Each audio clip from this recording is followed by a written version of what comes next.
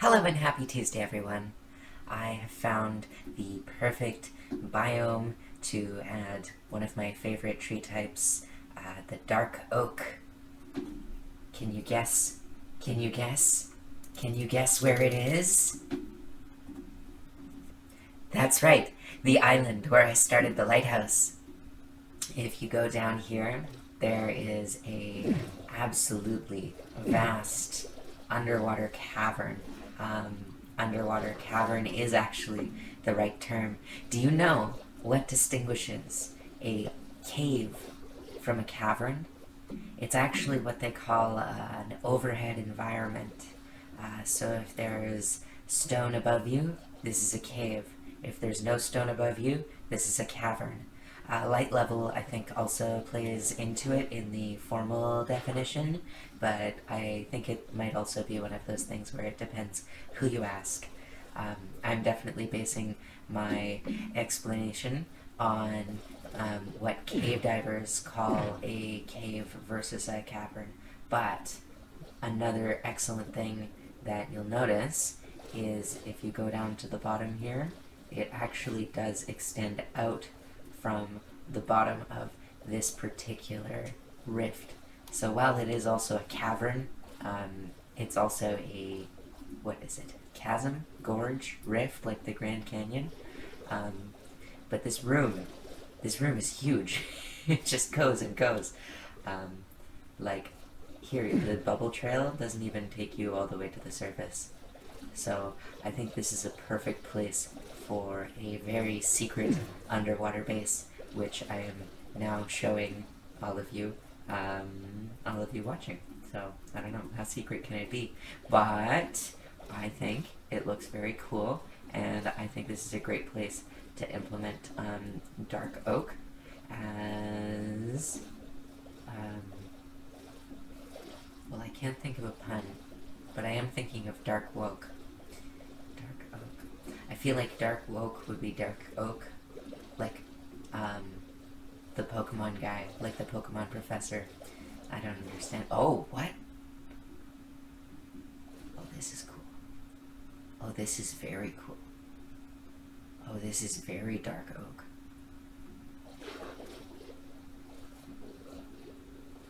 Okay, I don't want to get completely lost and turned around here, but this is very, very neat. You know what I'm going to start with? I'm actually just going to start with a bunch of glowberries in this area, to start kind of giving some visibility and some sense of the space. And also, if I come back in here and I see glowberries, it's really easy to tell that I've been here.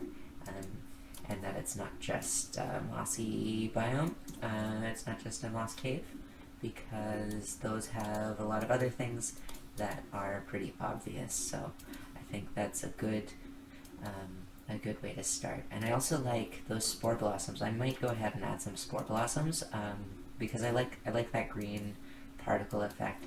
But as you've seen maybe in previous episodes, whenever I start adding anything that has significant particle effects, it starts to make the frame rate go to in a long enough timeline the frame rate approaches 0. Let's see. I'm a little bit dubious quoting that particular phrase. I did learn it from one of the old white men in my life, and it might have deeply, deeply troubled implications. So, I take responsibility for repeating it, but I also, just, I don't know, give you the context. Let's see. Let's see. And what do I mean by old white men? By old white men, I do mean... Oh my goodness. Alright. So, how do we start this? I think we should start in the most obvious way, which is just to make some stilts and connect them. Oh no, that's not what I wanted. Let's go there, and maybe let's just connect it here. so it's seaworthy, and then those look very nicely, evenly spaced out, so I'm going to leave them the way they are. And then that is the same height as that. That is the same height as that. Oh, I'm on a roll today, hey? There we go. Up, up, up, up, up, up. I don't know. Maybe I'm blind in one eye. My sense of perspective is totally off today. Yeah, no, what is that? Okay, well, okay, let's do it again. Let's do it again. There we go, okay. And then, how do we do this? I think this is a good way to start. We'll just make a little container, and that'll be the first floor of the house. And then, I don't know, maybe it's a moon pool? I think this would be an excellent little moon pool. What is a moon pool? It's the opposite of an alive pool.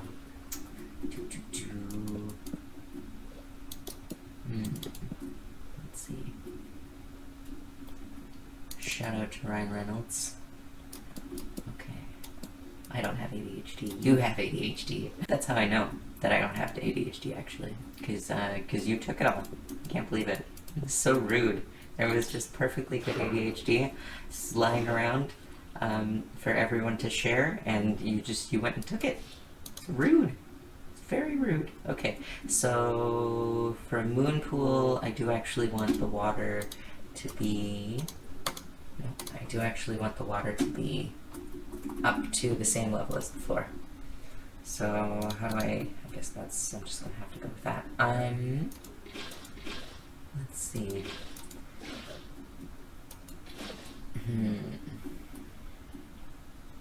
Let's see. The girls are fighting has been a phrase I've been hearing a lot.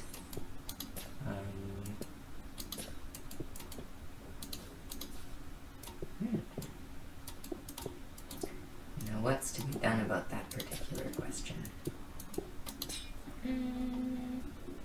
I think we should encourage them to fight more. Whoa. Ooh. They should have like a battle royale, you know? It should be all sticks and... This is really interesting topography. Okay, actually, forget what I was saying. That's really neat. Okay, so here's the moon pool, here's the little entrance. I think I am actually going to just fill a little bit of this in as glass. So you have like a little window out into this space. And then I'm gonna leave this because it's actually kind of a nice little side entrance. And how do I get in, actually? How do I get into... What if we just do that? Now, is this gonna attract lots of water zombies? Yes. Is there anything to be done about that? We could throw a bunch of snowmen in here, I guess. Oh, cool. Huh. Okay, well there's another place for a window. What is going on there? It's like directly ahead of me.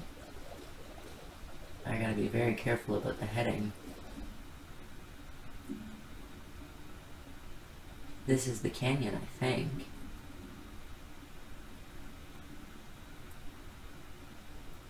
Yeah, okay. Oh, I am liking that. I am liking that a lot. Okay. So, let's go all the way to the bottom.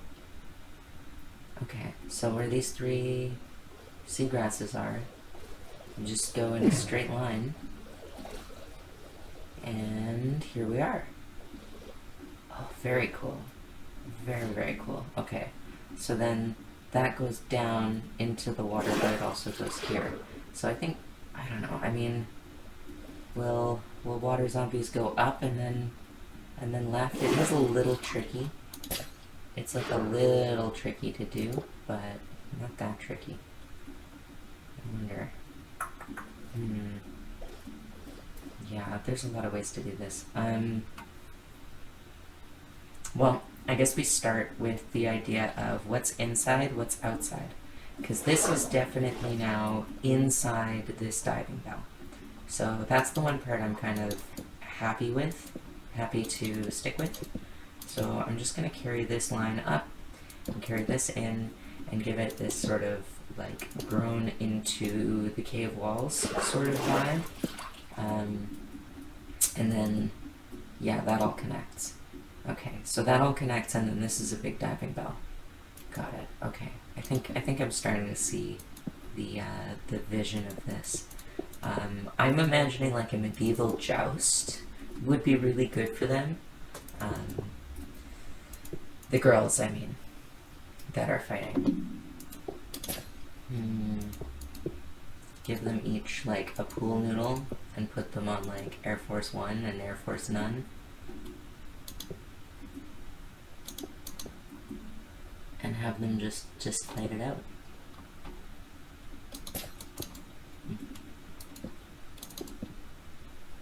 Oh, sorry, Air Force Doge.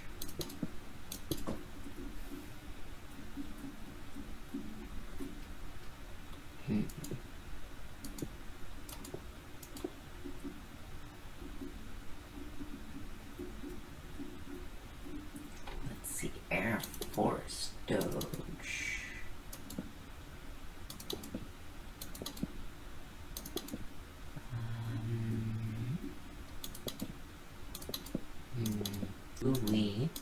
What do we do?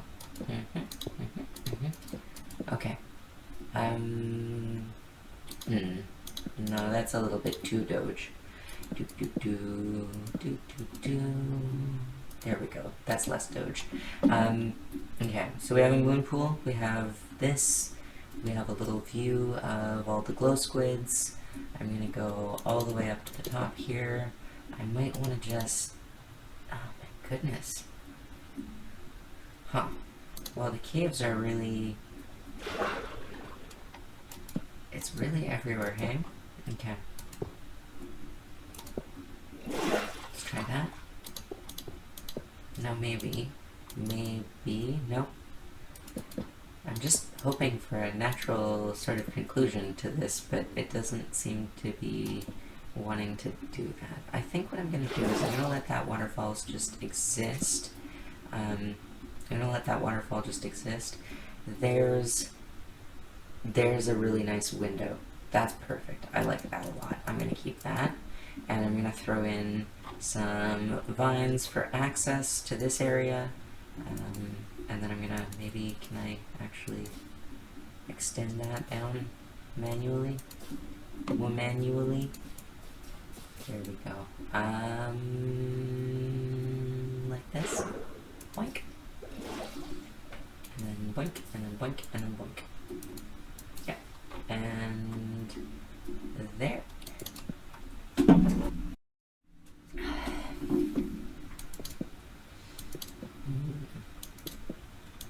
Unless you can think of another sort of like phallic implement to try having a joust with. Let's see. Maybe just give them a couple of nuclear warheads.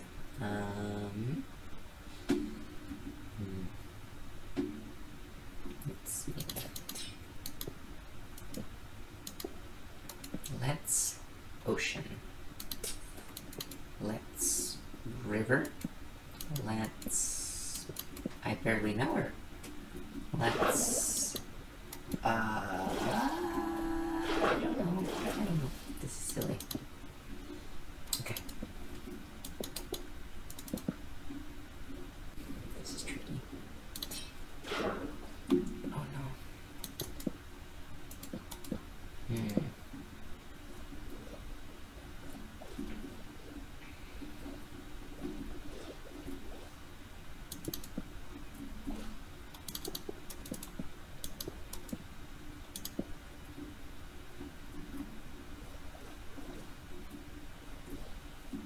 Okay, so at some point we are going to have to make something that then extends extends this structure. So because we come into here, I'm kind of thinking maybe we want a connection closer out here. Okay, I'm getting a little distracted. I think what I'm gonna do... Oh, wow. Did you see how quickly I just got lost? See, this is why I would never cave dive in, like, real life. Because, I mean, yes, you have a line, and I got extremely lucky seeing something I recognized. Yeah, I mean, this is a really interesting type of cave formation. The floating mass of rock in the middle of the room. This is called a room. So, places where there's enough room to turn around is a room. And then places that are like hallways are called hallways. And if you have to crawl or take off tanks or squeeze yourself through a place, that's called a restriction. So, you know, the more you know, the more likely it is that you'll understand more about cave diving, I guess. Oh my goodness, okay. Why am I encasing this in glass? What am I trying to accomplish here? You will see, okay? Just hold your patience. Patient horses never get the early worms in the hand.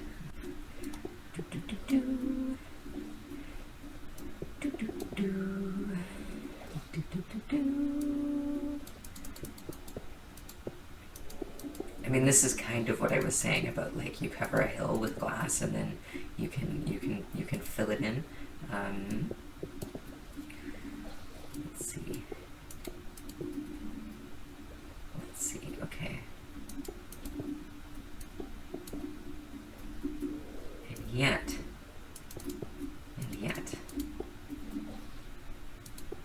Oh, this is excessively silly. This is almost too silly. I'm just gonna say it, because I mean, I know it's controversial, but this is pretty dang silly. The guy who has been just slonking back government funding for his EV business is now crying like a little baby because he can't keep putting his grubby little fingers into everything, you know, in the government, and at the same time doing all the that, you know, I mean, am I jealous of the... Yes, absolutely. Yes. Let's see. Basically, the government should be giving me all of its money. That's what I think. Elon Musk, if you're watching this, you know, please. Do we just... Yeah, let's just simplify it a little bit.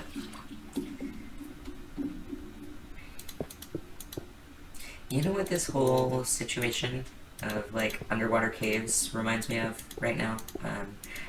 You know, I mean, I talk about Markiplier a lot on this channel, and I'm not gonna stop, because I'm a fan, but it reminds me of a series that he did of a game called Soma.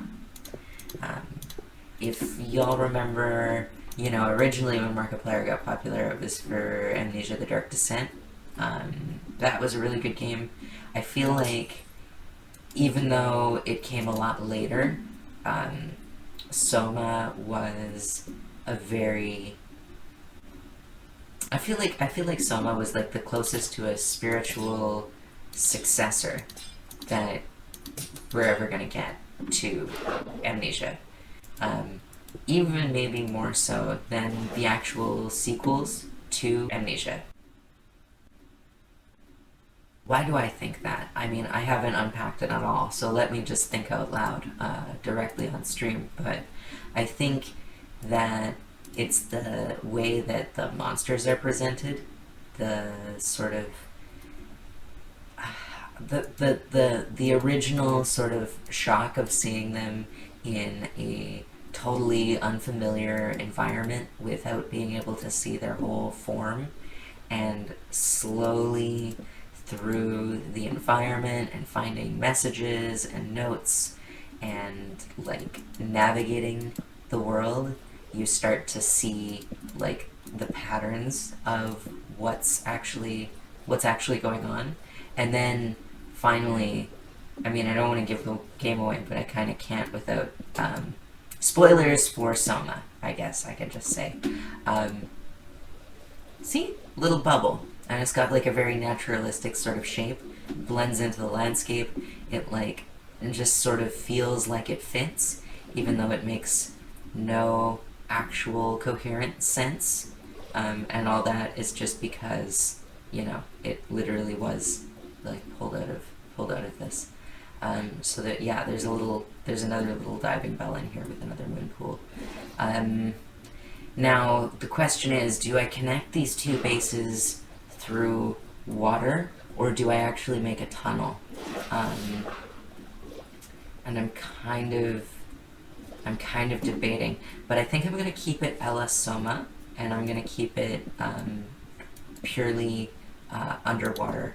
So you actually have to navigate the water in order to get between between the parts of the bases. Let's see, all of the ketamine. I have like a one-track mind right now. I haven't done ketamine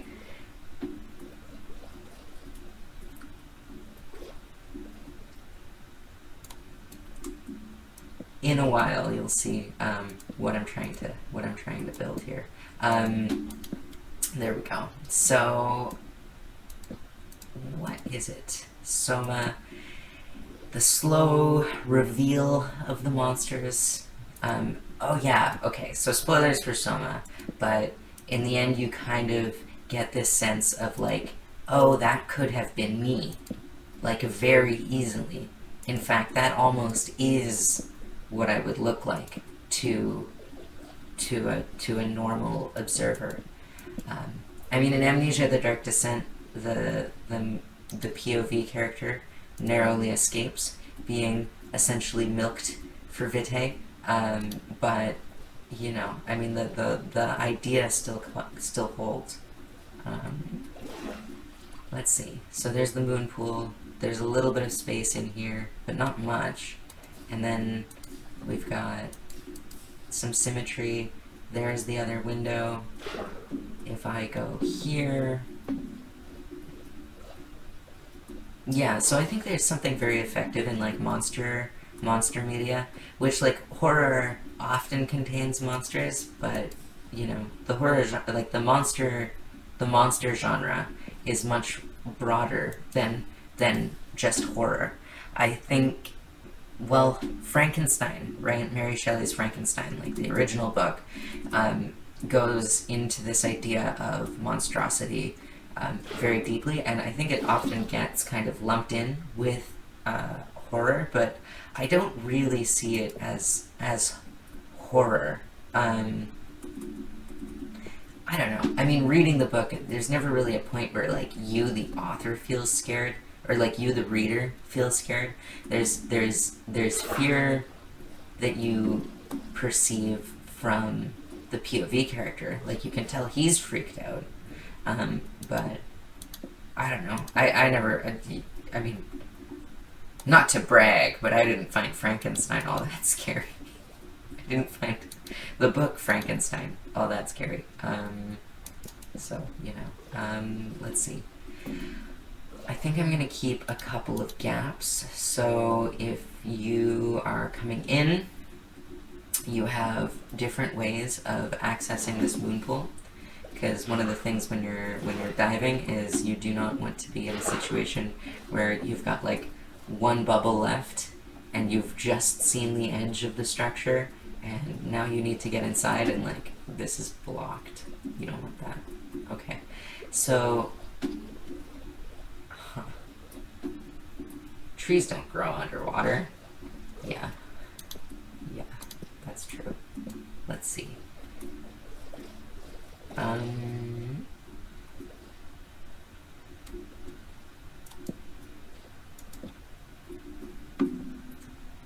in Soma you don't really see how you're connected to all of the creatures until very close to the end. But that has a really, really nice premise, which I think is honestly like Cyberpunk has gone into a little bit of an echo chamber, where it can't really think beyond the context of like general society. I feel like Soma had this really nice framing in that it put you in this context where you've just woken up in this reality that's totally strange to you. You wake up in this underwater base at the bottom of the ocean, and you have no memory except going into a clinic, like a medical clinic, and asking to have a copy of your brain made.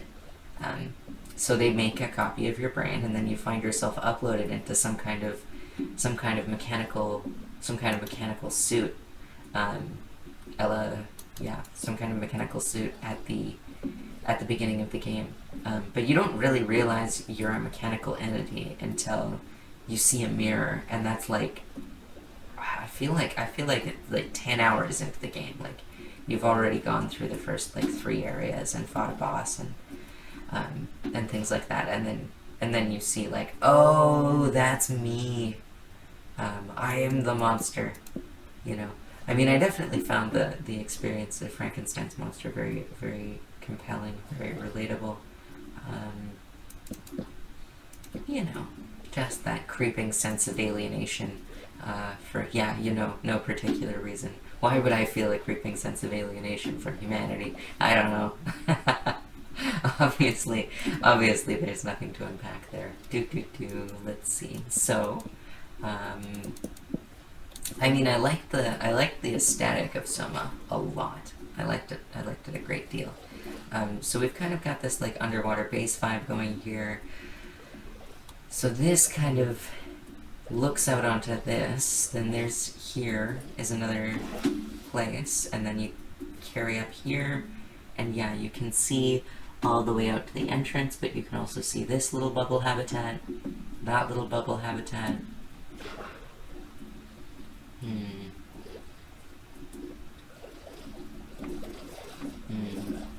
What do we want to do?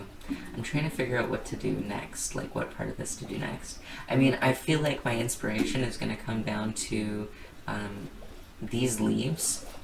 I want to incorporate oak leaves, and obviously they can't, they aren't going to be able to grow, or take on sunlight. So I think what I want to do is take a sea lantern, and maybe some sea pickles if I can find space for it,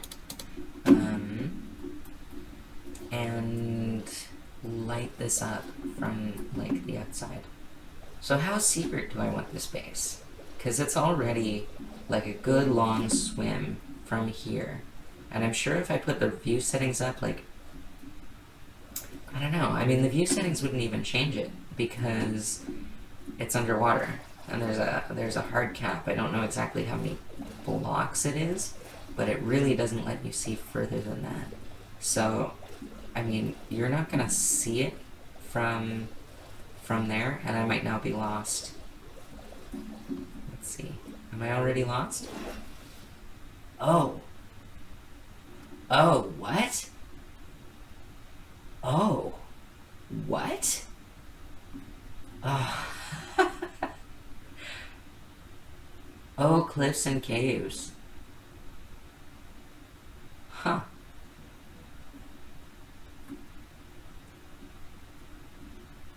Oh my goodness. Oh, honey. What? Oh, I thought it just hadn't loaded the distance, but...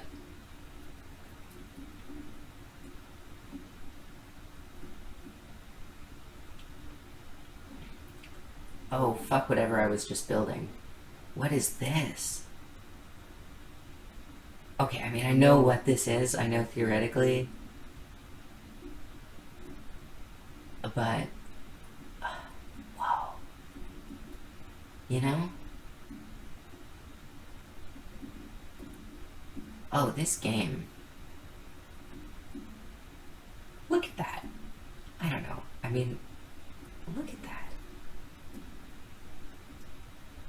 It's just the way things like vanish into the distance. Oh, I'm so lost. I have no idea where I am now. What?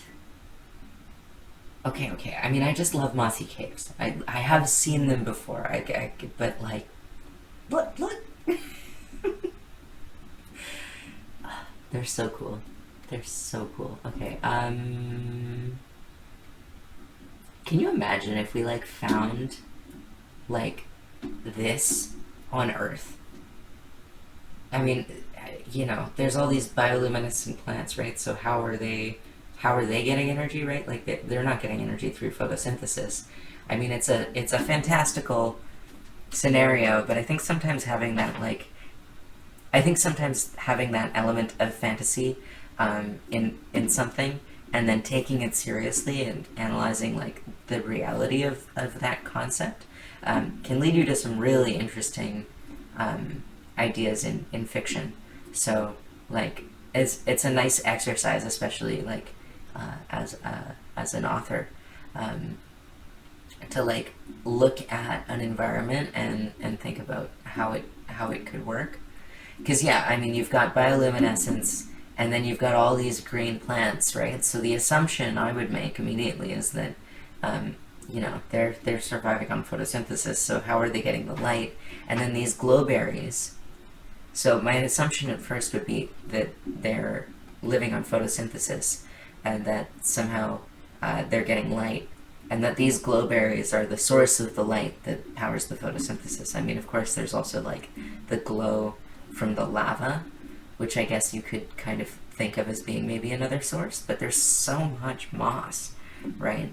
And then the question becomes, right, like where are the glowberries getting the energy?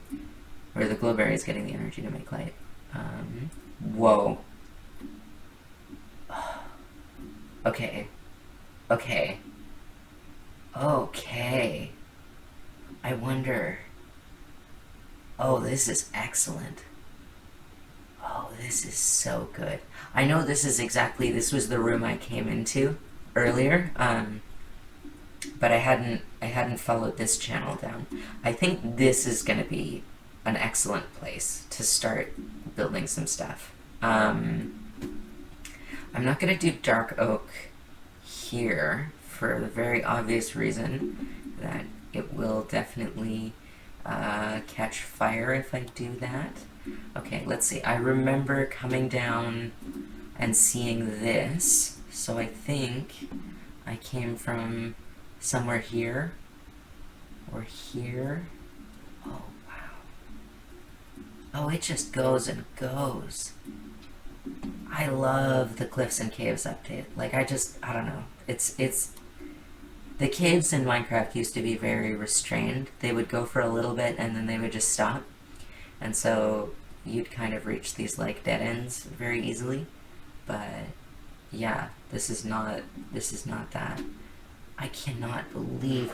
Okay, so I think what I'm gonna do is I'm gonna set this up as a where are we? Okay, so this is all a big underwater room. And then here is the surface. But are we at the right surface? No, we are very far away from where we were. You know what? Fuck the frame rate. Let's just watch. Maybe I can figure out where the lighthouse is from here, but I am kind of doubtful that we'll be able to find where we actually entered this whole system. But it's possible. It's possible. It's visible from here. I mean, we did just go into a ravine, into an underwater cave, through a massive undersea underwater cave biome, mossy cave biome, and then up through another canyon. Canyon! That's the word I was looking for. Oh, I recognize you. Okay, so we're not actually as far away as I thought, but look at that. I think you can see the outline of the ravine, but like, look how far we went underground. That is insane. That is neurodivergent as F. What the heck? What the actual hecky?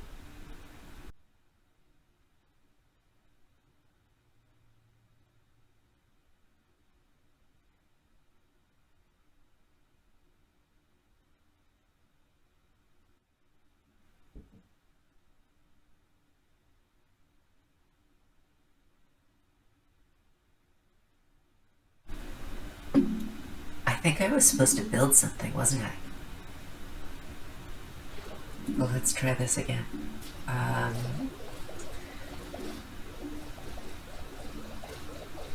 So here's the chasm, right?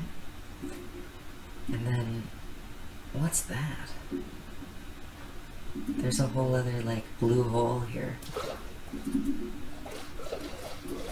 Which isn't exactly cave diving, but it's quite close. They're like 300, 400, 500, 800 foot deep blue holes. I think 800 feet, yeah. Just these unbelievably deep.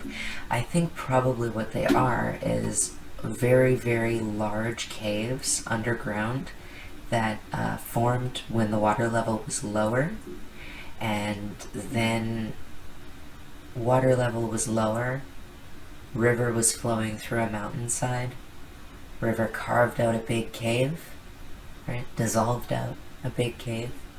Those caves form in limestone, which dissolves when carbonic acid from the CO2 in the air goes into solution and starts dissolving the calcium carbonate and magnesium carbonate. And then the water level rises again and covers what was the top of this cave. And the water or the structure of the cave isn't strong enough, and eventually the ceiling breaks, and you end up with, what we call a blue hole, which is, an incredibly deep hole at the bottom of the ocean.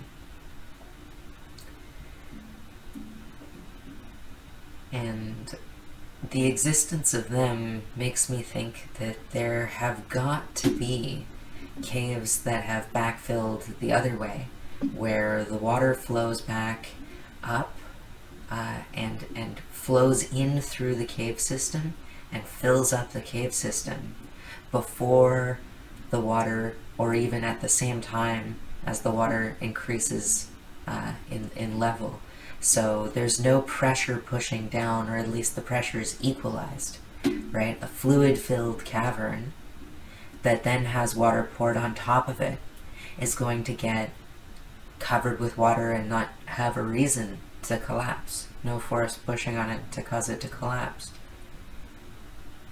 So submerged caves do exist. Submerged cave systems do exist. Verovkina Cave, one of the deepest, I think it was the deepest cave exploration ever carried out. I don't know if it is the deepest cave, but they didn't reach the entrance of the cave, and I don't think we know where the exit of the cave is. So it goes down in a mountain range. I think it's the one of the Baltic seas. I think it's the Black Sea. So we know how far we've explored down Verovkina Cave.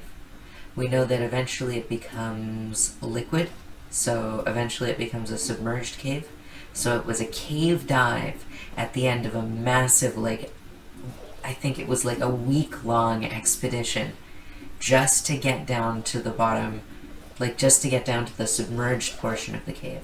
And then it was, the longest cave dive they could do, which I'm assuming they must have done on rebreathers, because that was also multiple 100 feet, I think. But from from other bits of information, we know that the cave extends thousands and thousands of feet beyond even as far as the explorers were able to get. One of the reasons was, I think, dye tracing experiments resulted in color showing up in a well like 3 kilometers away. So, and that's between the mountains and the coast, right?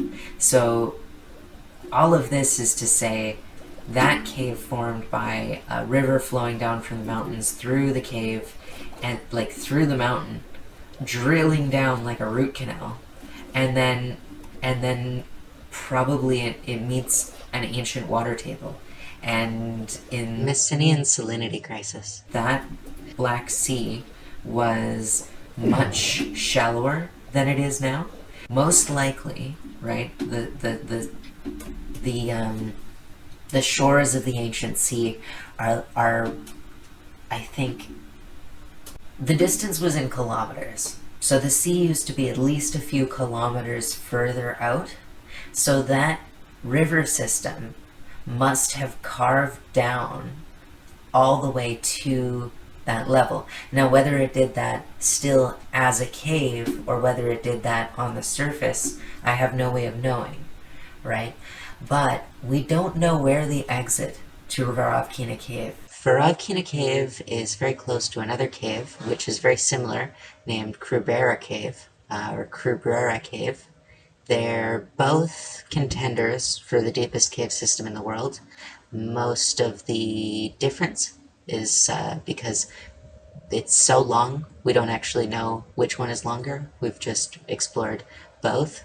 Krubrera Cave to a depth of 2,224 meters, and Varavkina Cave to a depth of 2,209 meters. Krubrera Cave is also known as Varanya Cave. So there's absolutely no chance that anybody could mix those two up. Varavkina Cave, we know the exit. Apparently the exit is a place called Captain Nemo's Last Stand. But throughout the rest of this discussion, I am talking about Krubrera Cave, not Varavkina Cave. So anywhere that I say Varavkina Cave, it's actually related to Krubrera Cave. And because I didn't make this clear enough when I was recording the video, the distance from Krubrera Cave entrance to where the shore of the Black Sea would have been during the Messinian salinity crisis, when the sea level was 1,500 meters lower than it is now, is about 50 kilometers. So that's 50 kilometers, approximately, just judging off the distance on the map, between the entrance and where the ancient shoreline would have been, at a minimum. And in addition to that, there's the whole height of the system we've explored, which is about 2,224 meters, and the whole depth down to the lowest point we've seen any outflow from the cave making it. So that's another 2,200 meters approximately. So it's almost 4.5 kilometers of depth, just depth, and then 50 kilometers of distance. Caves don't just go in a perfect straight line. There's estimates of like the pitch of the...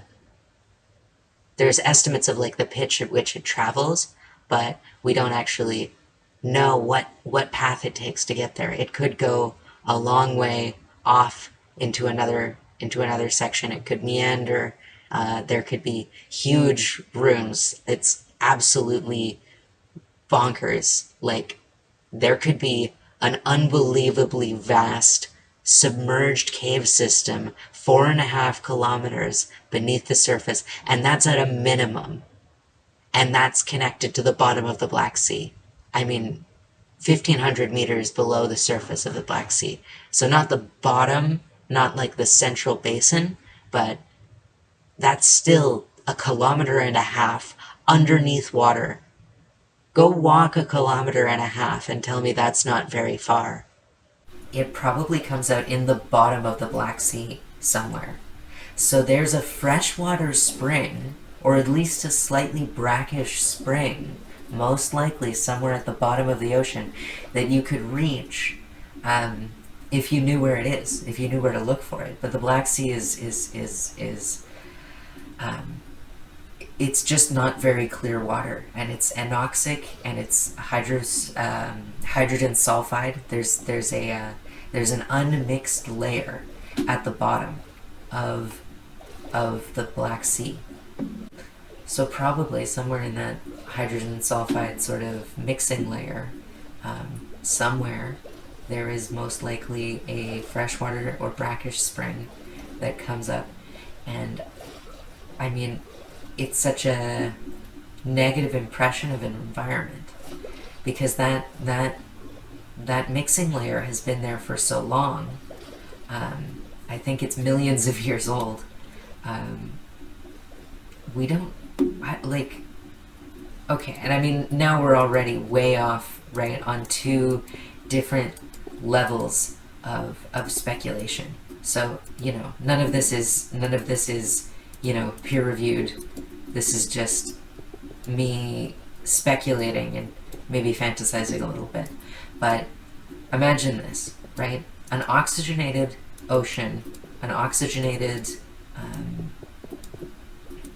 ocean is sitting there, and then a large amount of time passes and many things fall to the bottom of that ocean, and there's no drainage to the larger ocean system, right, of the Earth. And so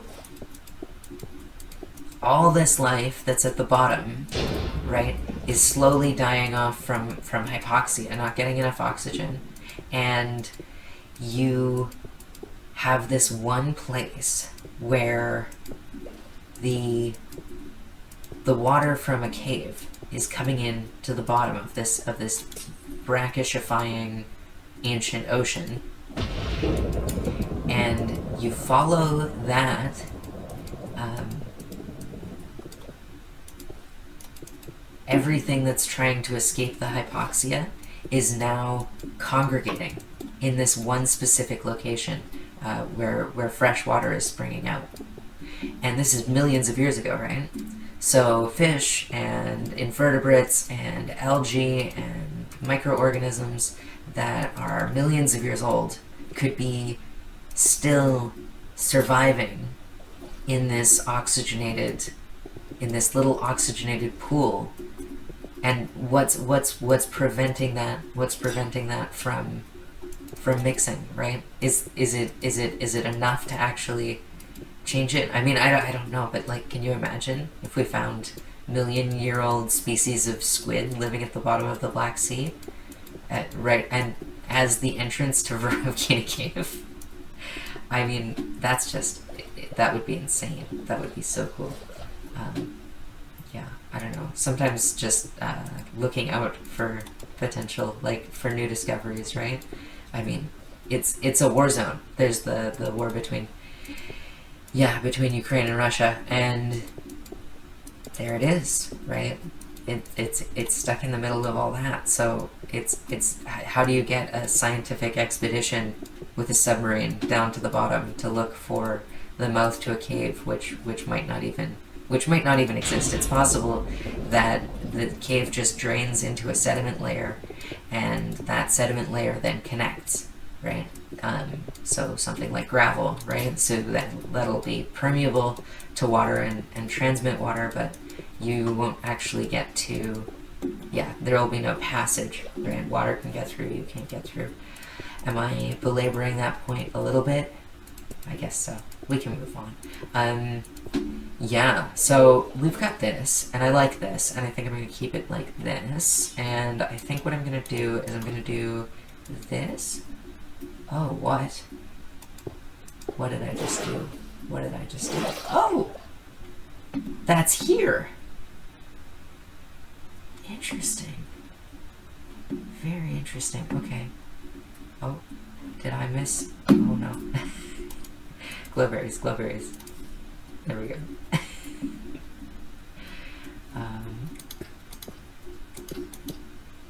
Bottom of Ravkina Cave.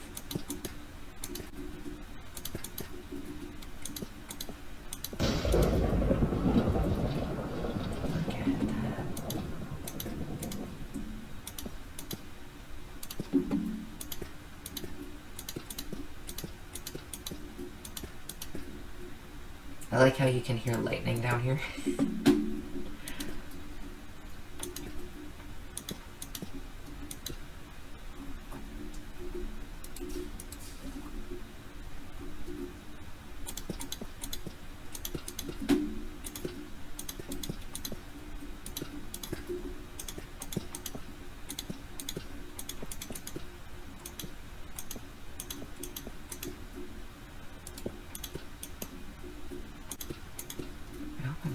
Anything up at the bottom. Can we fit a little sea pickle action in there? Oh, wow. Oh, there are tropical fish spawning here because it's... That's very neat. Oh, that is very neat. And I mean, the presence of the sea pickles, this isn't canonical, so this wouldn't... Well, I mean, obviously, this wouldn't generate in this situation. And we have axolotls! Hello, we have a golden axolotl. Okay, actually, I think name tag. Oh no, I remember. That's how you do it. Yeah, now it won't despawn. Name tag, anvil. I'm gonna name this this critter. I'm gonna name this critter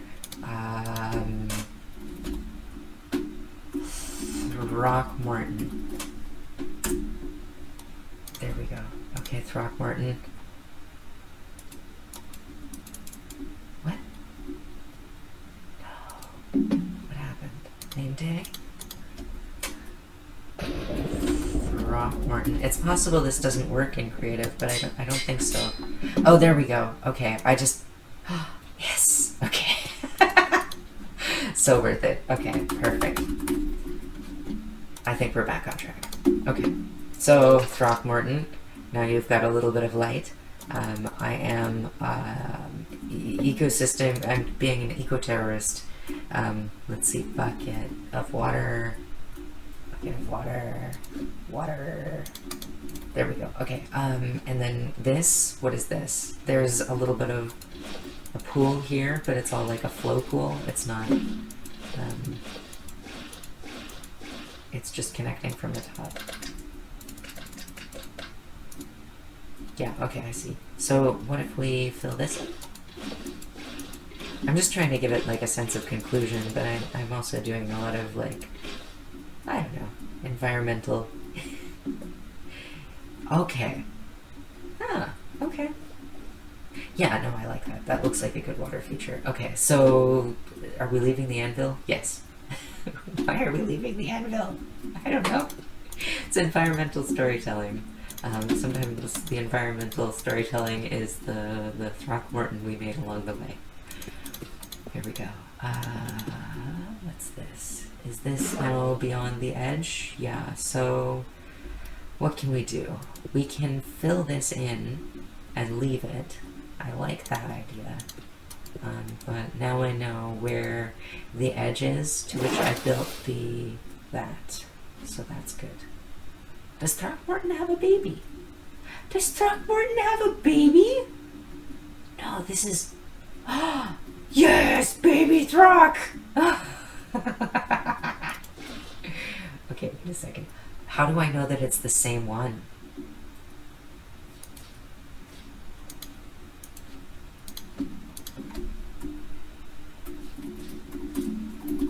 Baby Throck! There we go. Okay, here.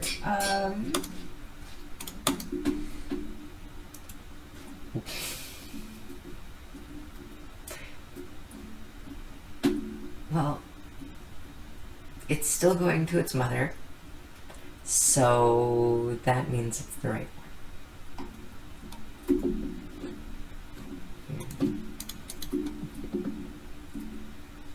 Now, what did we learn? This is the line that the glass is lit upon.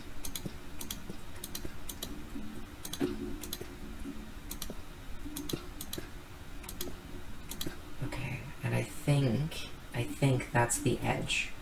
I think that's literally this edge, but I don't know. So I'm gonna have to make some kind of dedicated passage between the inside and the outside of the dome. But like, you can tell what's going on here. fill in, like cover a hill with glass. This is cool though. I had no idea that there was this whole like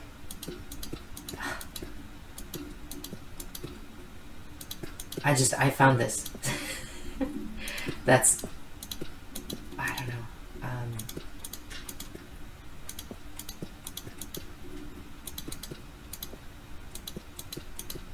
Well, I think it's neat. And I think I am going to leave a little bit of the ore. Yeah, because it does just look really cool. And maybe it helps this all blend a bit into... Yeah, okay, so we do actually have more space to expand here. The problem is I have no idea how much space we have to expand. So, glowberries, glowberries. So I mentioned Guangdong Cave. The cave I'm actually talking about is Han Son Dung, which is in Vietnam. Guangdong Cave is a real cave, but it's in China, and it's not the one I'm talking about here. Look at that. And then Guangdong Cave, which has two of a formation I don't remember the name of, but it's... Whoa.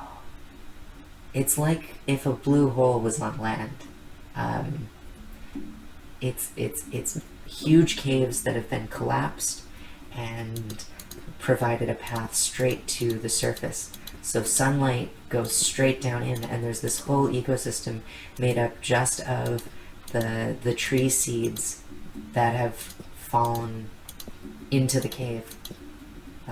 So they can't really... they might not be able to reproduce there on their own. They might just not get enough sunlight to be able to make new trees when they're at the bottom. So everything is seeded from above. So it's like an ecosystem populated entirely by organisms that aren't from that exact ecosystem, which is super neat. But they actually did get an expedition into Guangdong, and they found like those trees and took samples and were able to demonstrate like epigenetic changes, so changes that weren't related to the actual genetics of the tree. So basically these self-seeded trees had adapted to the environment through changes beyond their genome. Yeah, in order to cope with like the lack of sunlight and other factors like rain, right? They don't get as much rain. What the H? What the actual H? Okay. This is nuts! Look at this! What? Okay. Come on. But seriously, this was all down here? This was all under the lighthouse. Like, I mean, not directly under, but like close. Oh my goodness. Oh my goodness. That's so cool. Okay. Okay. I think I see where this is going then. I sort of follow this line along and remove what I can from here.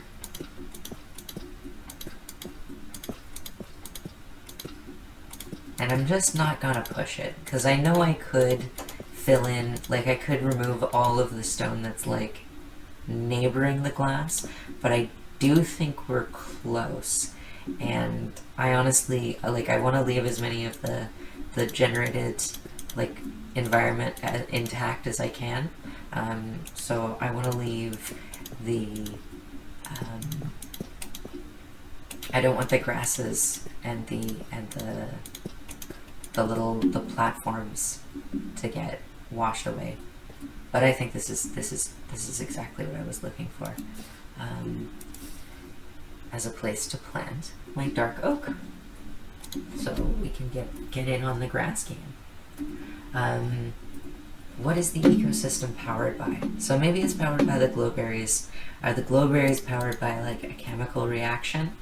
Are they powered sort of the same way that a hydrothermal vent is powered? I mean, I don't see anything hydrothermal, but I guess there could be gases. And look, you can see the sunset in the cave.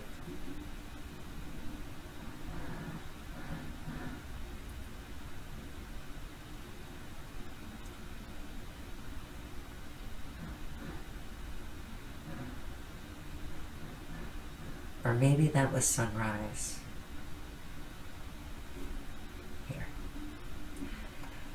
Okay, so we have this. Usually, you know, when I'm making like tree houses, this is all like this would all be surrounded by wood. That's fascinating. I think this cave generated at the interface with the other cave. So I think that's why we can see the rest there. So now the question kind of becomes, do we connect to that habitat through here? Because I would like to make something like that, but this isn't really an interior space. This is, again, a kind of exterior. So we're not really in... There really hasn't been an inside in any of this that I've built here so far. That's interesting. Okay, and then we can do a little bit more decorating.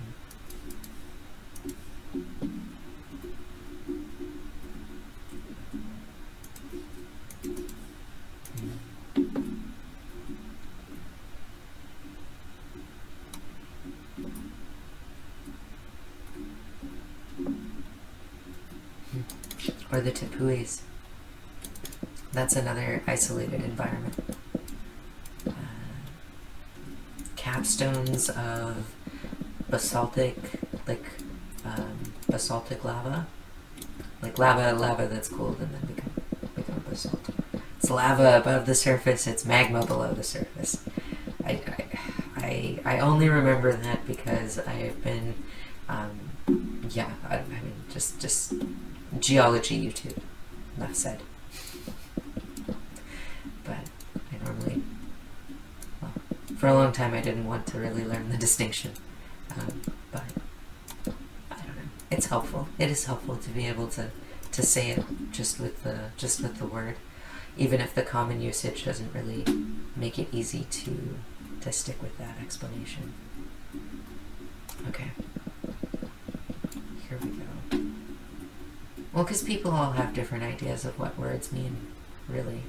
That's part of it. Language is a front. Language is a frontier of conflict. If you think about during colonization, one of the main things that was being taken from indigenous people was language, was their ability to express themselves in their own native language, so that they would only speak English, so they wouldn't have,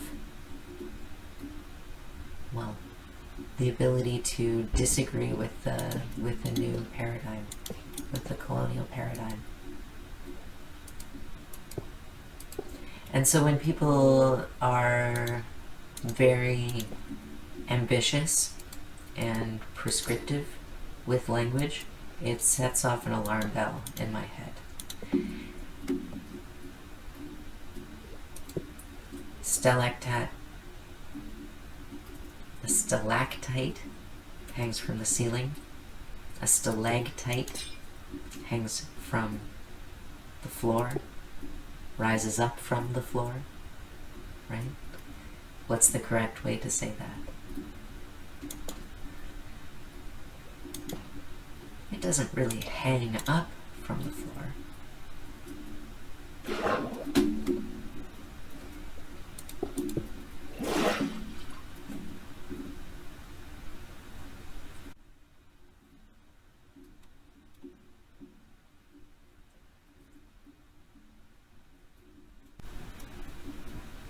wonder if those two cave systems are connected.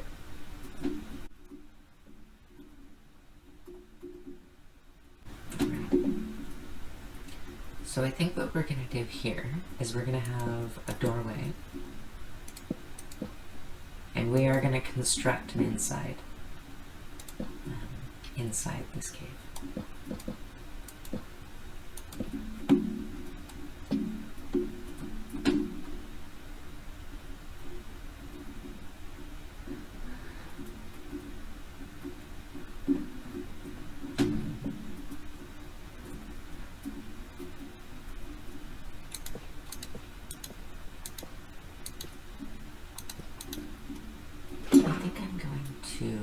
Fill this in on purpose, and so I don't have to worry about causing myself a trouble here.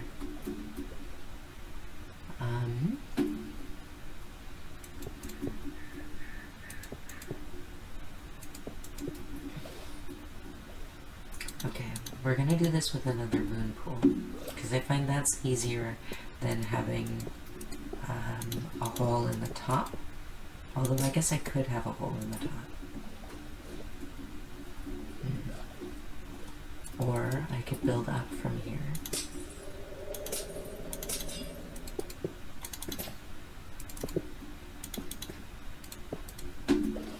Language is a battlefield.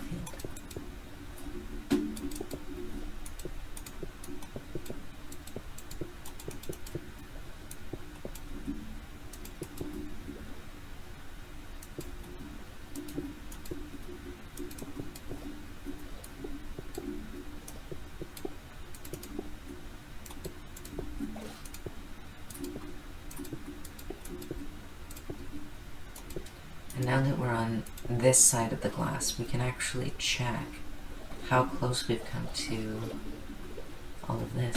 We could have actually... Oh, I thought that was the bottom. Oh, there's so much extra room there. Okay, well, I'm definitely using that.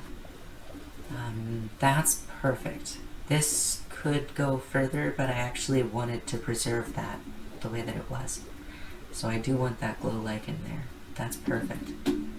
Okay. Okay, I think we're good. What I'm gonna do though is I'm gonna give myself a little light in this area, just so it's a little bit easier to figure out. Yeah, I mean, we've got multiple compartments, so I'm trying to analyze this from a biome perspective. We've got a sea, we've got like an ocean biome, right? We're in an ocean biome. Oh, I want to connect the tree. I want to connect all of these components together. I want this to be part of this, I want this to be part of this, and I want that all to be part of this. So I'm gonna need tunnels. Oh no. Oh, remember when I said that every build, I think it's just gonna be like, you know, a little 1 hour long thing, and then I start building, and my ambition immediately outstrips my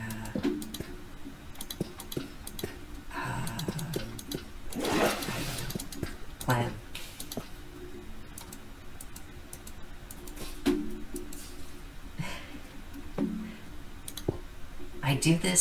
I do this when I'm digging, actually. So, bone meal in survival, right? You can do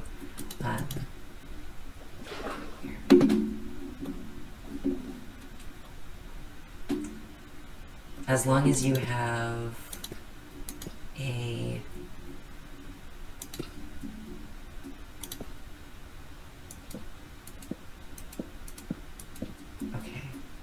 as long as you have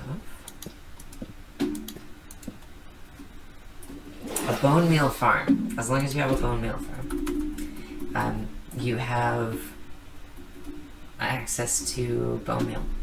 So you can use that and glowberries as a way of, as an alternative to torches. You're just using sustainably generated bone meal from the corpses of the numerous undead which roam the countryside. sustainably. Honestly, I feel like I should be on the Necromancers Union. Let's see. How do we... Okay, I know that that's the way out now. Okay. Then what do we do here? We go around the gold deposit. And here, and here, and then here, here, and then I think it was there. Do I see wood again?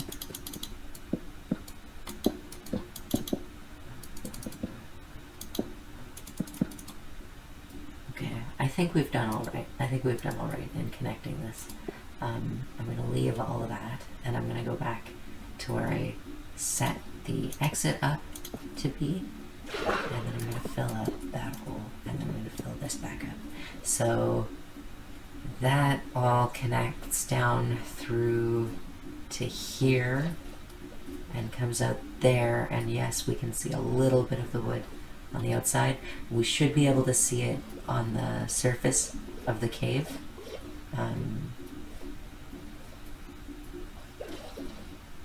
Because this goes in here, and then we go in here. So we've got this, and we've got this, right? And this little moon pool then perfectly connects to the stairs. That's what I was going for. Oh, no. Let's fill that in with glass, I guess. Yeah. Okay. I think we're making progress now. There. And as you all know, it is about progress. It is not about perfection. We're being generous and kind with ourselves out there in the world. Especially in the loomingness of the political climate. You know? Was Anne Frank like, oh, I didn't get that much done today? Well, you know? There were Nazis. There are Nazis all over. And it's a pain in the ass. And I think, well,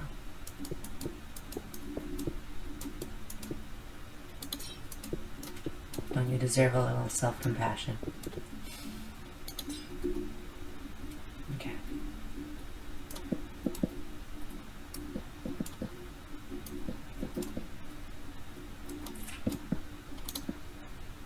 Actually, that is perfect.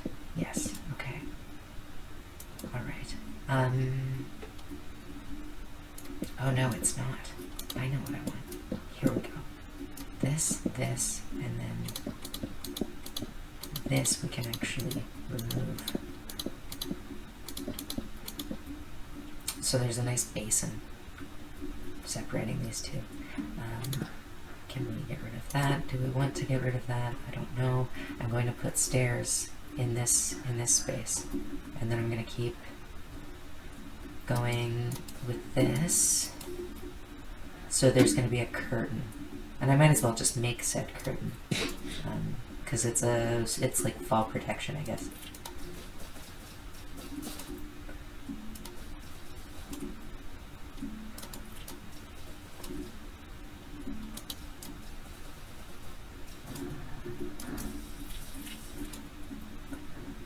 And it gives you the opportunity, if you want to, instead of climbing the stairs, you can just climb the vines, which means that anywhere you are adjacent to the stairs, it'll be easy to get up and then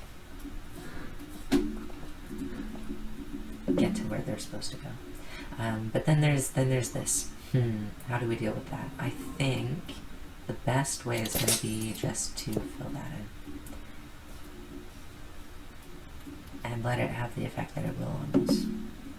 Yeah, okay. That's nice. And then what do we do here? Maybe because this and this are in line, I have no trouble doing this. Even though that goes straight down into the doorway. So I might want to extend that and this. And those drip leaves when you're standing here and you just see the silhouette of them, they're so slender, man. I mean, I guess I'm dating myself by saying that, but they really are. Here we go.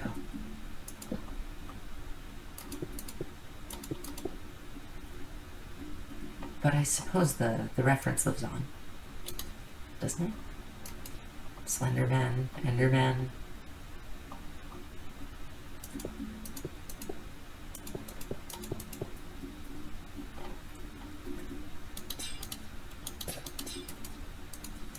Let's do that. Okay.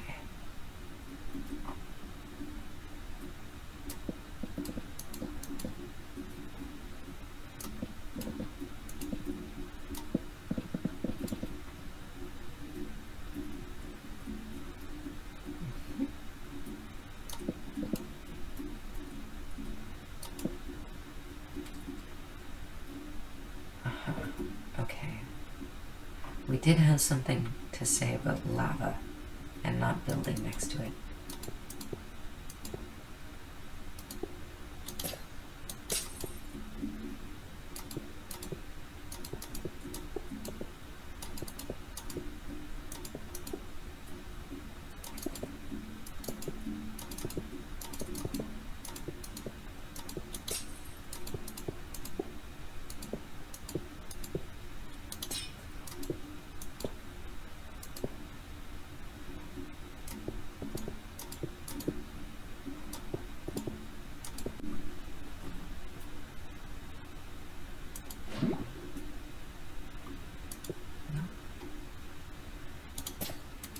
There.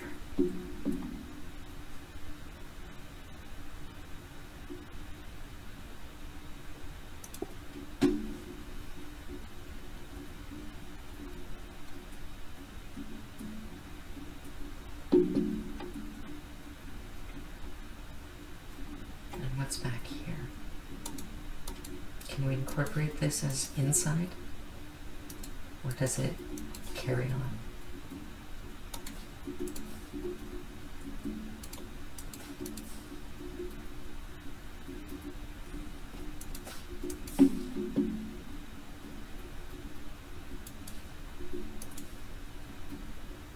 Now I wouldn't want to accidentally have monster spawning happening, and that is a perfect dark hallway for, I guess baby zombies to spawn in. But, well, let's just not worry about it. I hope it's not a problem.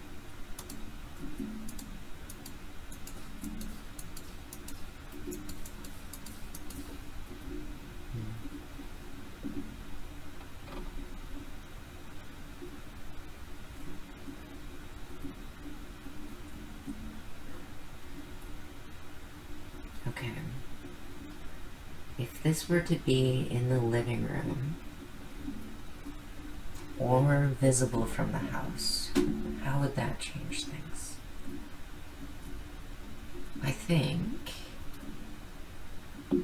there's a good argument to be made to connect this to this, and then to fill this in, and connect that to this, and if I do that, then I'm going to want to connect this to the floor.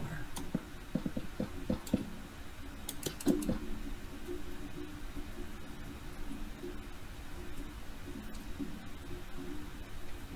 then I'm going to turn this into a doorway.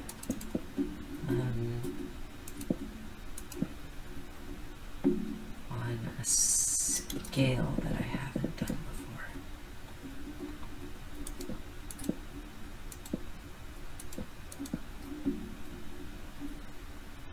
So that it looks like it's not for the player.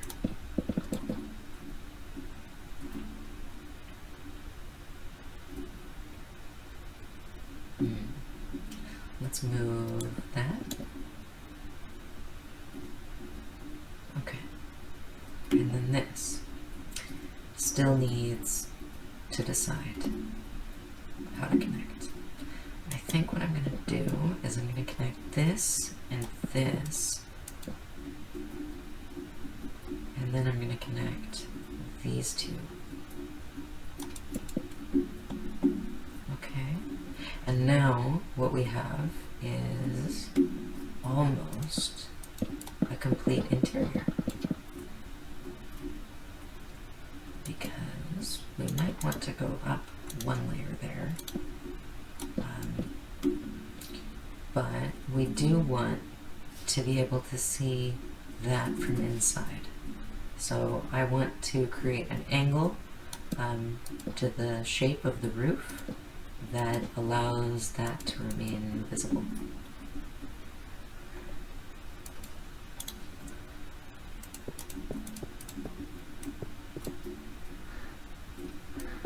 Because I think this lava lamp is really cool. And then this is actually going to be the like, I'll have storage and stuff in here, and this will be a view on the cave. So we can do fences and gates, but we won't actually close this in or make any air barrier, so something could still fall in. How do we close this up now? Good question. I'm glad you asked. How to do that? Oh yes, there's extra room behind here. There's a lot of extra room, if I recall correctly.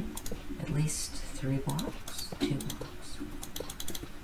And then, and then, and then, and then, and that. Okay, so this brings us up to this level. So we can easily make that connect this way, and this connect that way, and then we can add this.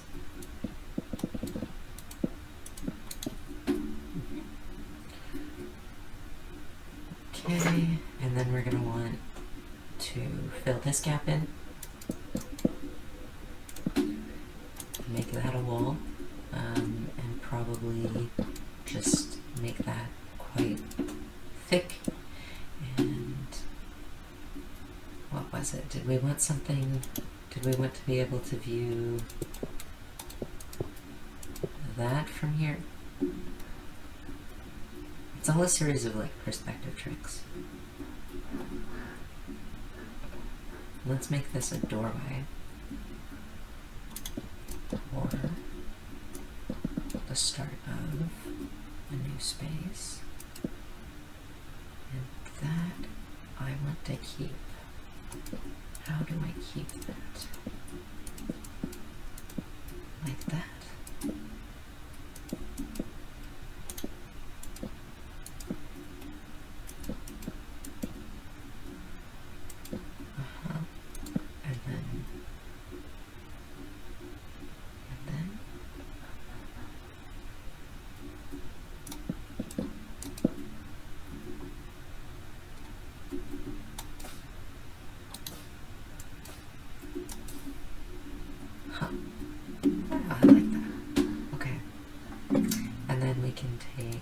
This and fill it in with glass, so we still get to see the light, even though we can't actually have a total gap there.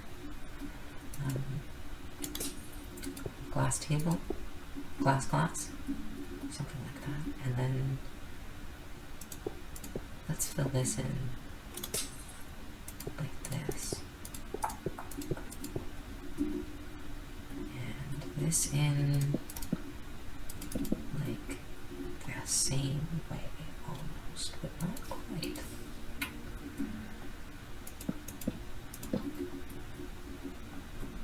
Because this will be this and this. So there's a little bit of patterning. texture to the build. And that I might just leave like that, or carry this up. And now we have a second layer here. So we're gonna have to address that. We've got this, we've got this. I want to fill this in with just leaves, because why not?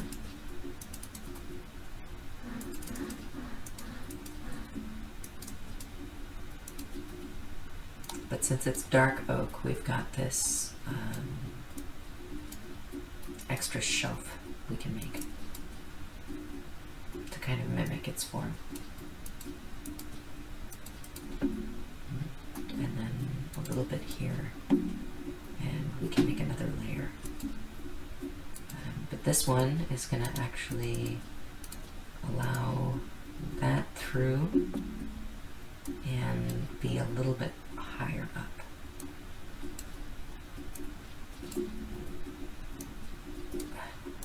So the same idea where it's like 2 layers. But I think dark oak is actually 3.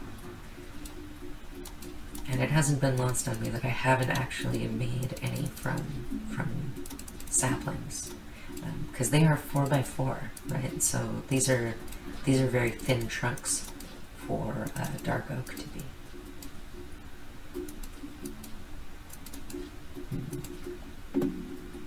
Professor Dark Woke gives you Woke Bulbasaur. Let's see. Am I woke? I want you to ask yourself what woke means. Physically, literally. Is it a good thing to be in that state of consciousness? Would you rather be asleep?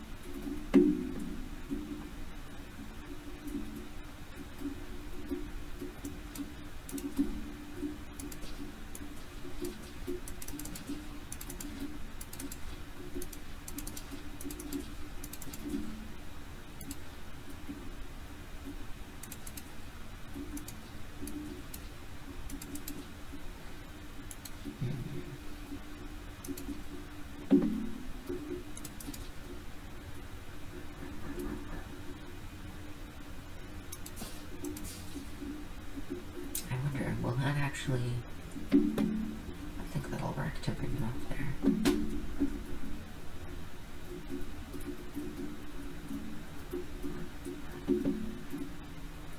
I don't see a reason not. Fall straight to the ground. That looks perfect. And then the doorway is too low. So there's one here. We'll put a real door in there. We've got this. That's going to need stairs. We've got this. We want to fill in this roof. So let's go ahead and do that.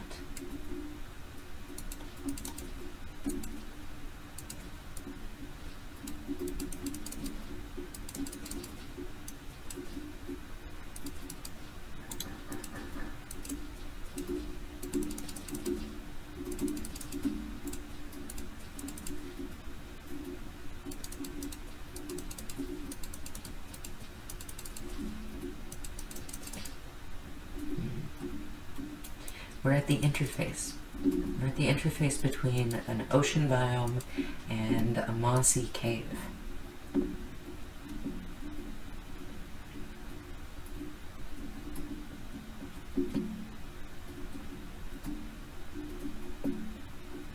So where does the edge of this begin?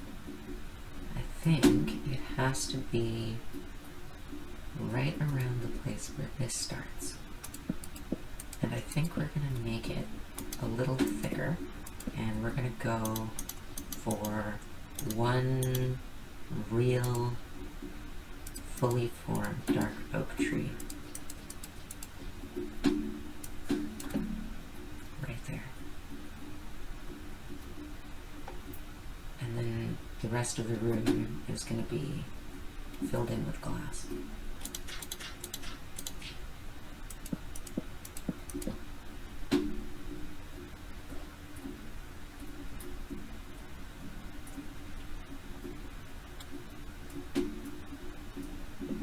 And we're not going to dump a bucket of lava on it as a joke.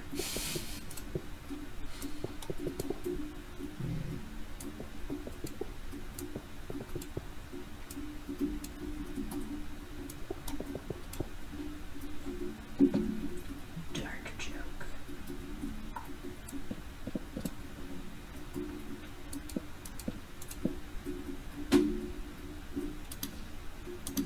Do we have wood down there? We can go from here.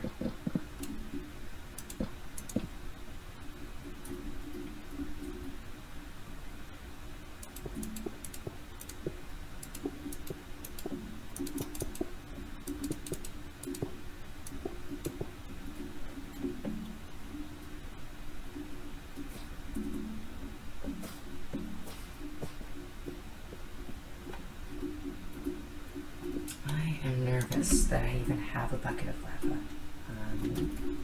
Let's go with this.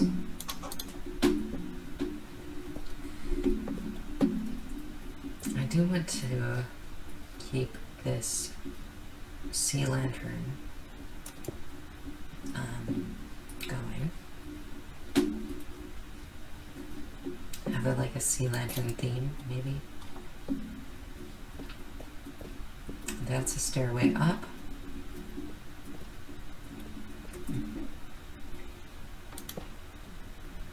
With gaps.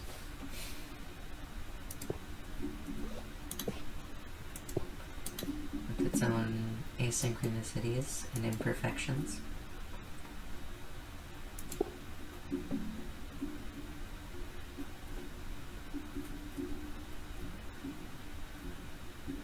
Okay.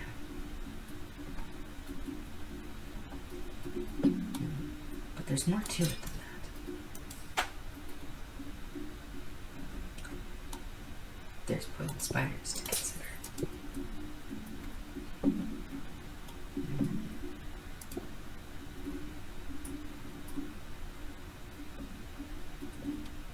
Okay. So this is going to be basically the exit to the inside, to the base. So I want to have it as open as possible. I want it to look like a much bigger doorway that has been filled in. And I want to give the impression that it's connected to the ocean. So I want to give it this marine sort of quality and the dark oak and have those sort of together. We've got the lava lamp, so we've got the cave texture, we've got the glowberries, we've got the lit up cave, we've got this little platform which I wanted to build here.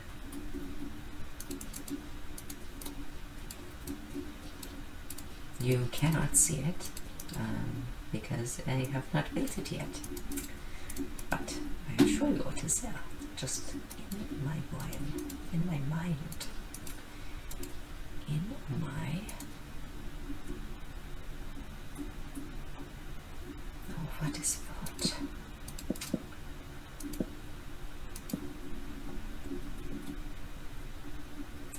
That in my perception.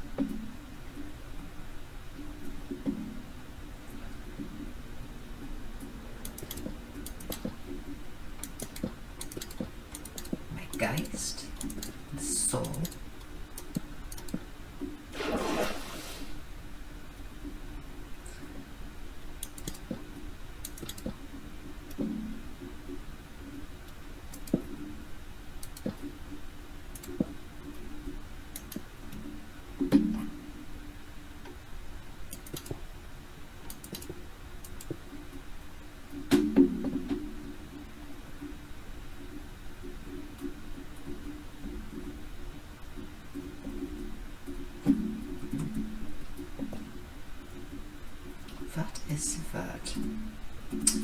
For Boyen.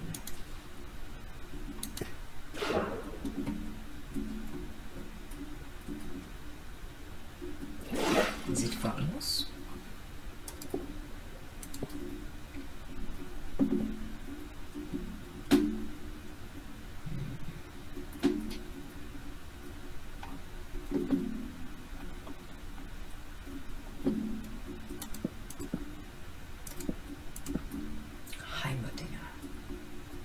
Heimerdinger follows. No. But it's got to be something.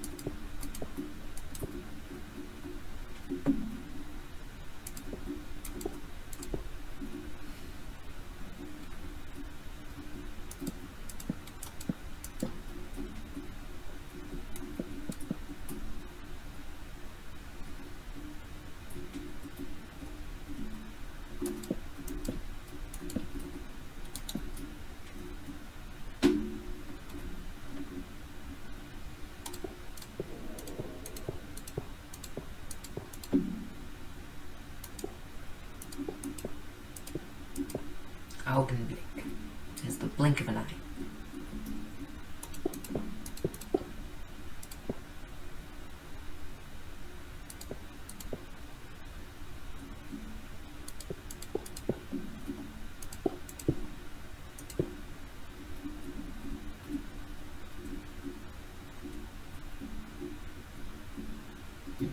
But then again, it is nice to be able to go from one side of this bell to the other over this tree, because you get one of the best views of the cave from right on here.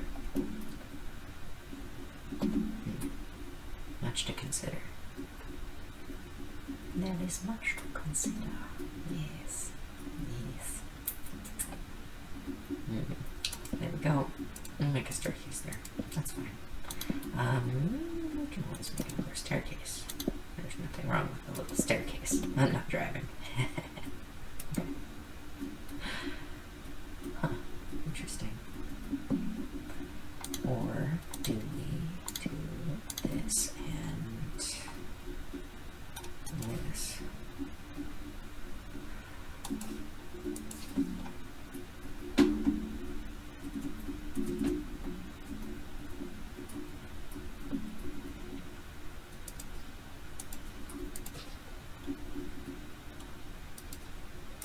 And some simplicity.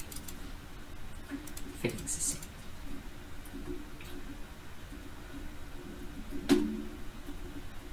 And there's a little bit of room there, there's a little bit of room there. I am going to fill this all the way up. So this and that, and then a layer here, a layer here.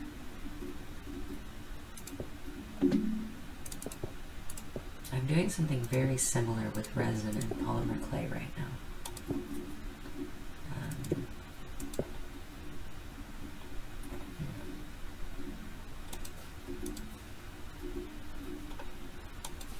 Compartments, barriers, transparency, places of water, places without water, places with air, places without air.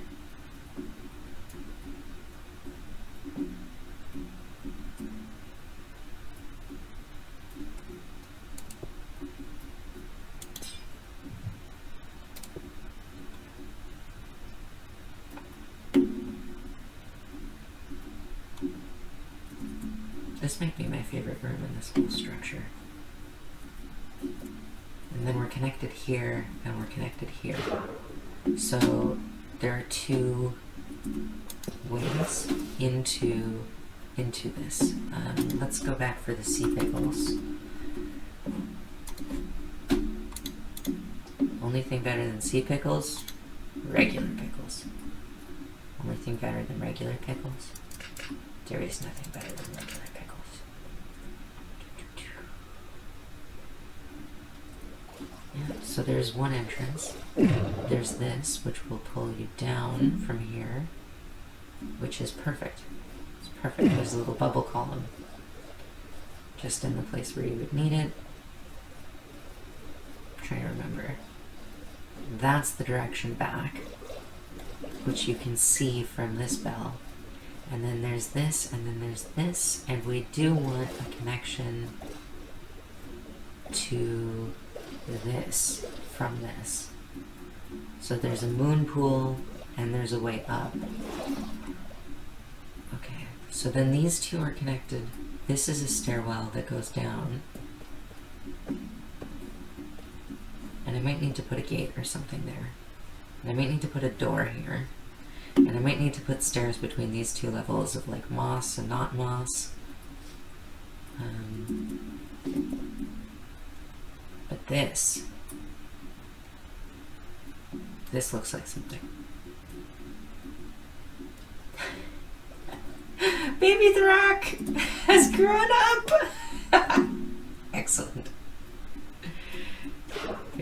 And then there's a secret entrance, I suppose you could say. And if it's a secret, do we put sea pickles next to it? No. Because this one goes outside the house. And because we are...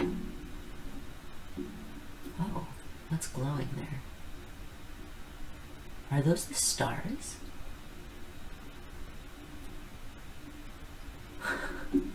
You can see the night sky from in here. That's how big it is.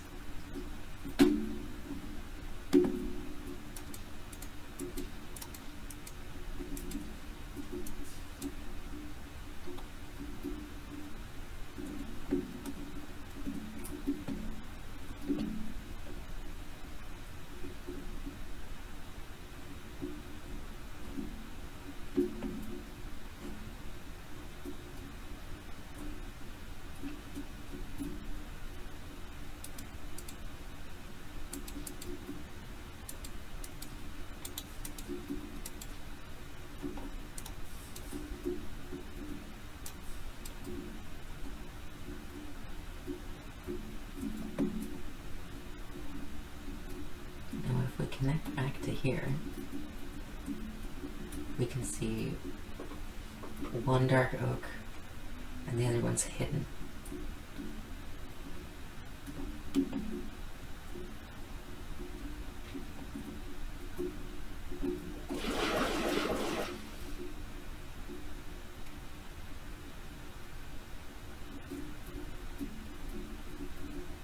And can we fit one more here?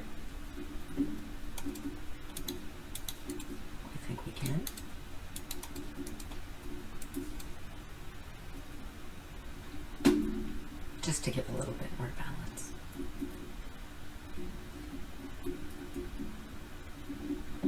Alright. This is the other one. So where do we start? We don't need that, and we don't need that, and we don't need that. We might need it again.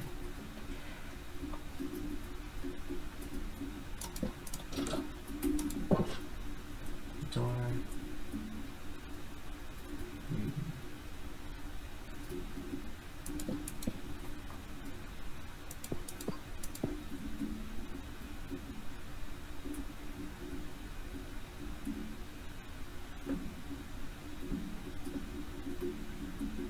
Okay.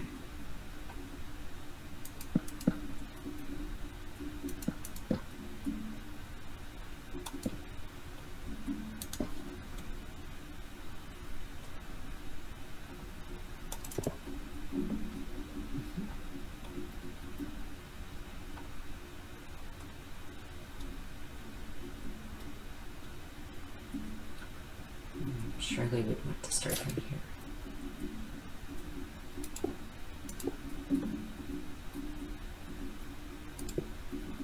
And then there's a mysterious gap. But where do we start here? I think we might want to actually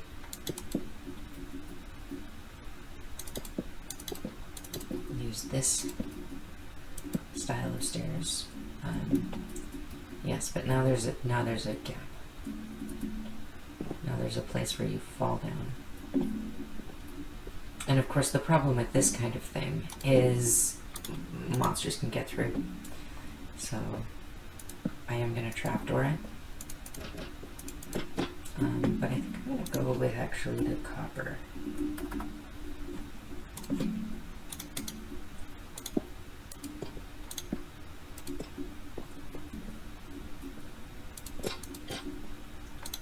Because it's got a good attitude. And maybe...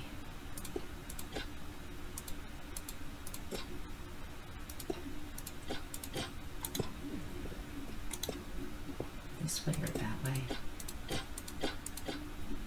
If this one opens that way, that's strange.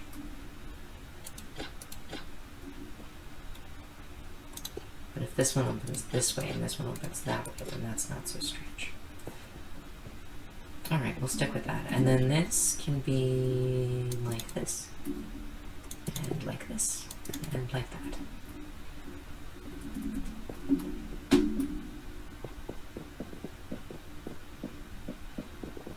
And this is going to have to be glowberries and one step down. Or vines.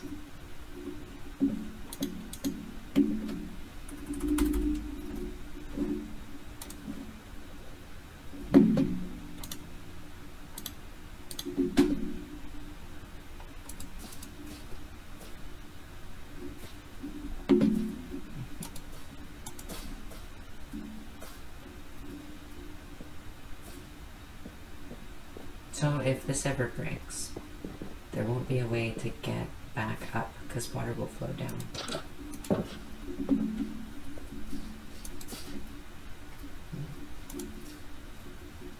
Let's have some vines inside.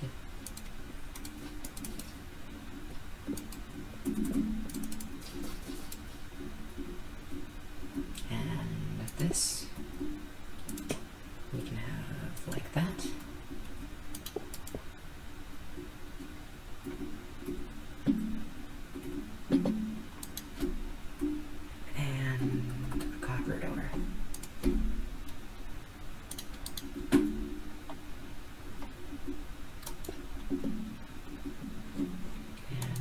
Trapdoor to fill that in, and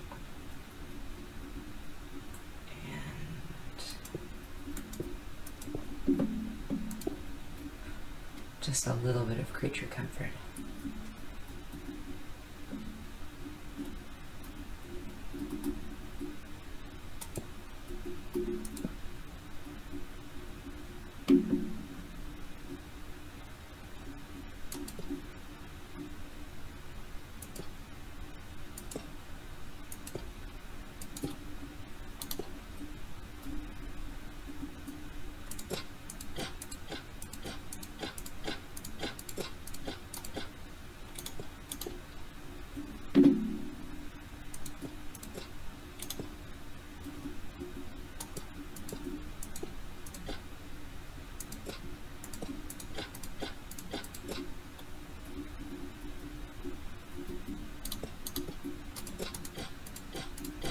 So this way it's a drawbridge.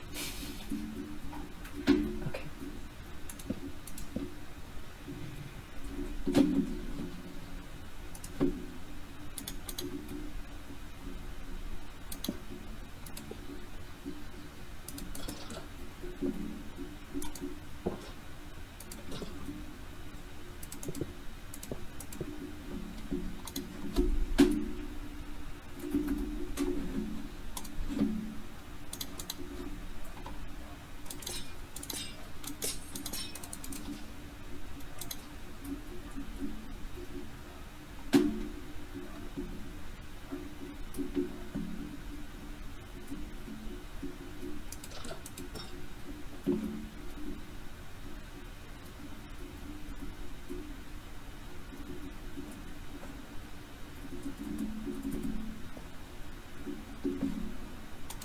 This is what I was thinking of.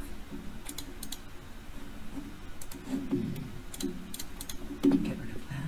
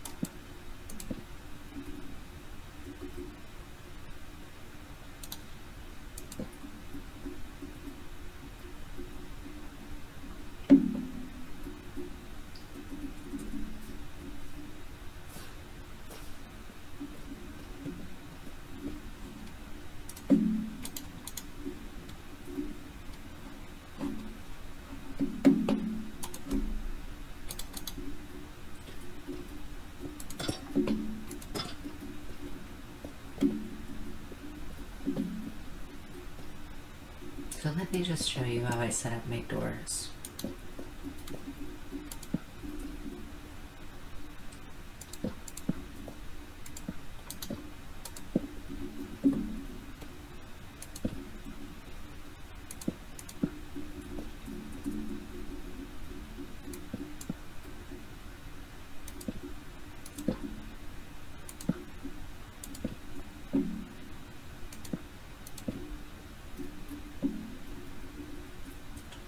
there's a gate. The gate has nothing but a pressure plate, only on one side. So when you walk in, you open the gate, and you don't have to close it behind you. And then there's a door, and the door has the same situation. But I cannot do that here because of how I've set this up. I could do it with a tripwire, but I think that would look tacky. So I'm actually going to do it like this.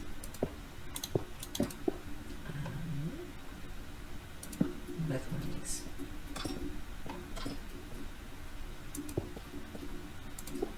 And just let it be what it is.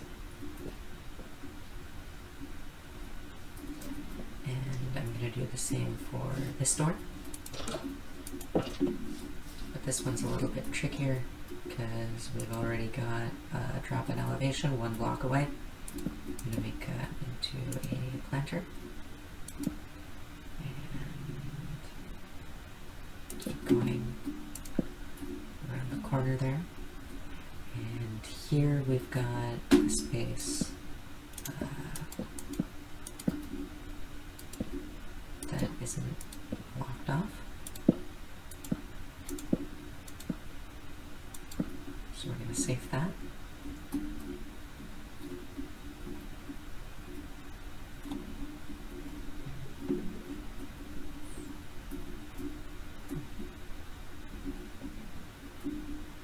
And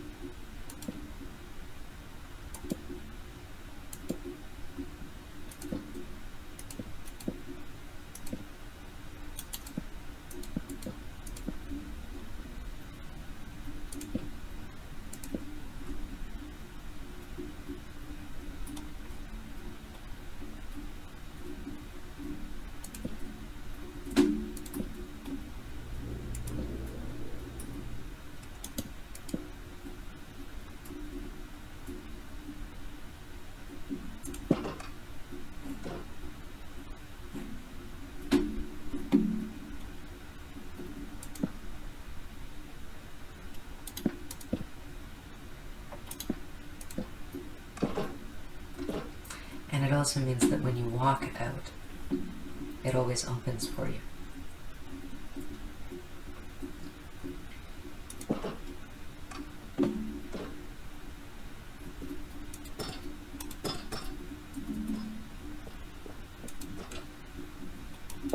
And this one's going to have the same thing.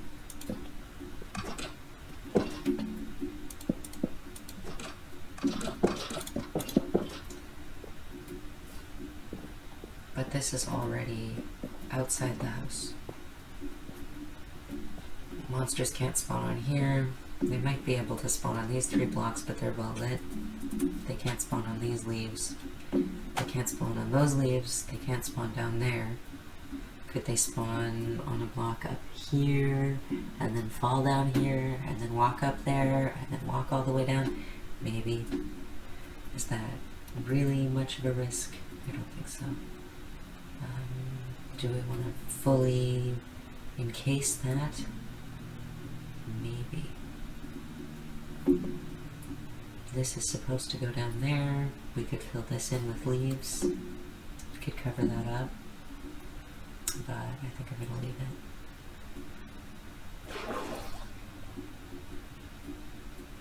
1 entrance, 2 entrances, 3, and this is the 4th entrance. This entrance is a little bit more difficult to navigate because we have these leaves here. So what could we do? I think we're just gonna have to embrace it.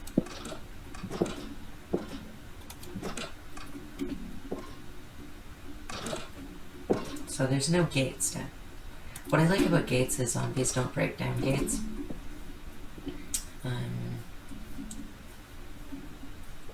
And it just provides like an extra layer of protection. So if there's a creeper chasing you, you have one opportunity to run through, open the gate, have it close behind you, and even if the creeper has to pathfind, just that little bit of time that it spends trying to find exactly, it'll often close during that time, or you have just enough time to get through your door.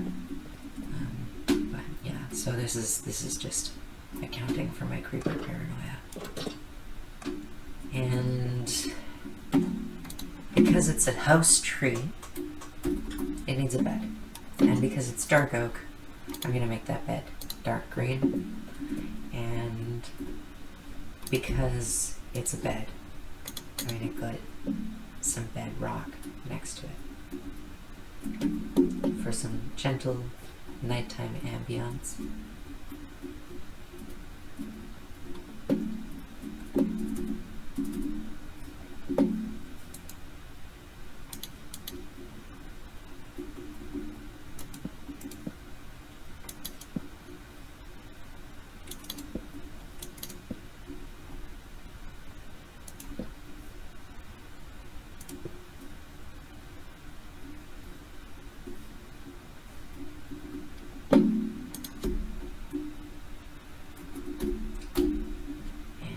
Soul lantern.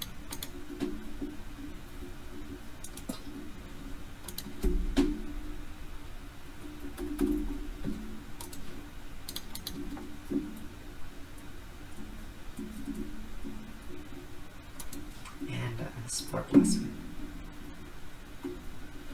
So there are spores while you sleep.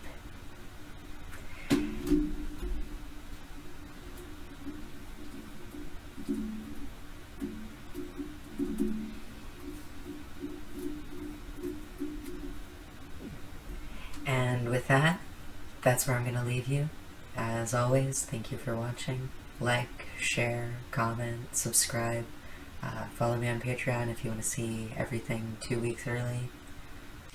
No matter who you are, no matter what you're going through, it is always Tuesday.